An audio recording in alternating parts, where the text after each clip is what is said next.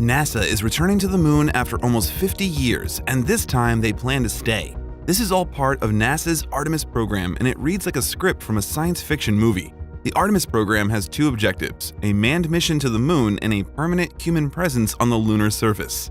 The program is named after the Greek goddess of the moon. Artemis was the twin sister to Apollo. It's a way for NASA to show appreciation for the Apollo missions that landed the first man on the moon.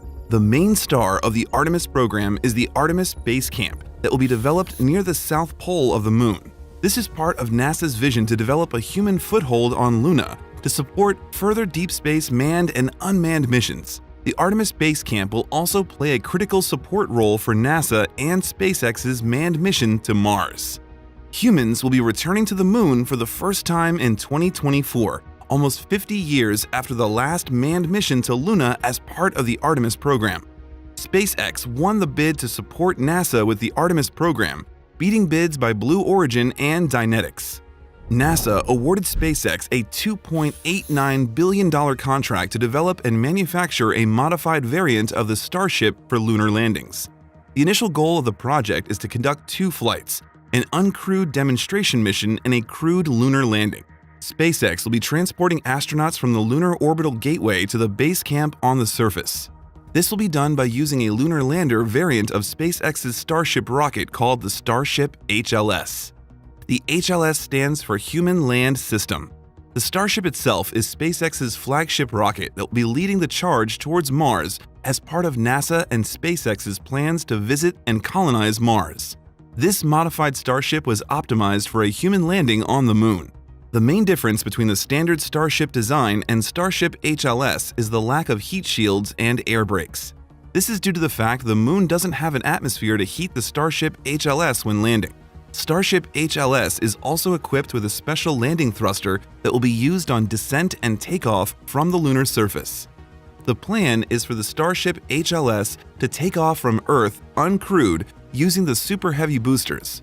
The Starship HLS will reach the lunar orbit in approximately 3 days. After that, the Starship will just loiter in orbit awaiting its astronaut crew. The 4 astronauts will perform their journey from Earth to lunar orbit on NASA's Orion spacecraft. The plan is to use the Starship HLS as a taxi between the lunar orbit and the lunar surface. It is designed to take multiple trips transporting astronauts from the orbital station called the Lunar Gateway. Starship HLS is designed to dock in lunar orbit with either the NASA Orion spacecraft or NASA Lunar Gateway space station to take on passengers before descending to the lunar surface.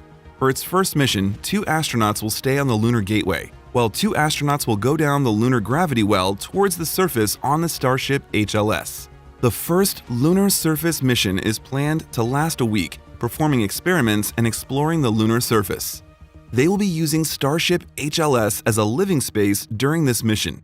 After 2 weeks, surface astronauts will rejoin the rest of the crew that stayed on the Lunar Gateway in orbit. The Artemis Base camp is planned to be developed near the south pole of the moon in a region called the Shackleton Crater. Shackleton Crater was a very unique location as the peaks along the crater's rim are exposed to almost continual sunlight, while the interior is perpetually in shadow. NASA has also detected pockets of frozen water in that region. Shackleton Crater fits NASA's criteria for the ideal base camp position.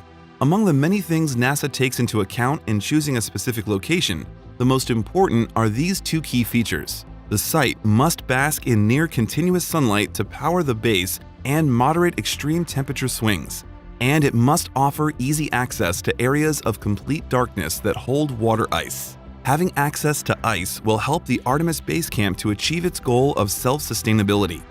Artemis Base camp itself would be a lunar surface habitat that is planned to host 4 astronauts. Life support is at the top of the priority list for the base camp. The facility will require infrastructure for power, waste disposal, and communications, as well as radiation shielding and a landing pad. According to NASA, ideally the landing pad should be separated from other base camp features, such as the habitat or solar panels, by at least half a mile or 1 kilometer. It will be situated at a different elevation to prevent descending spacecraft from spraying high-speed debris at equipment or areas of scientific interest. This is important because according to their estimates, thrust from landing spacecraft could potentially spray hundreds of kilograms of surface particles, water, and other gases across several kilometers. You want to take advantage of the landforms, such as hills, that can act as barriers to minimize the impact of contamination, says Ruthin Lewis, a leader on NASA's South Pole Site Analysis and Planning team. So, we're looking at distances, elevations, and slopes in our planning. The Artemis Base Camp will be on the Earth-facing side of the Moon and make it easier for engineers to use radio waves to communicate with astronauts working on the Moon. Artemis Base Camp is planned to be supported by 2 mobility systems, a lunar terrain vehicle that will help astronauts traverse across the lunar surface, and a habitable mobility platform that could support trips away from the base for up to 45 days. Mobility is a major focus for NASA to fully utilize its moon base. Mobility is a major part of the Artemis Base Camp. Robust mobility systems will be needed to explore and develop the Moon. The same is true for Mars, making the habitable mobility platform a particularly important element, as we will need a similar type of vehicle to explore the Red Planet. This excerpt is from the 13-page report NASA released to the public outlining their plans for the moon base. In time, Artemis Base Camp will also include a hopper that could deliver science and technology payloads all over the Moon. It will be operated by the crew at Artemis Base Camp and refueled using locally sourced propellant.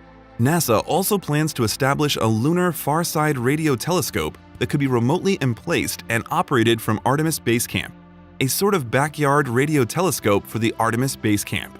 The Artemis Base Camp is part of NASA's larger vision to develop infrastructure for deep space missions. This moon base will serve as proof of concept to develop sustainable outposts on the frontiers of space. Artemis Base Camp will directly fuel technologies and innovations that may help us colonize Mars in the future. This is just the first of many steps humankind is taking towards exploring the final frontier.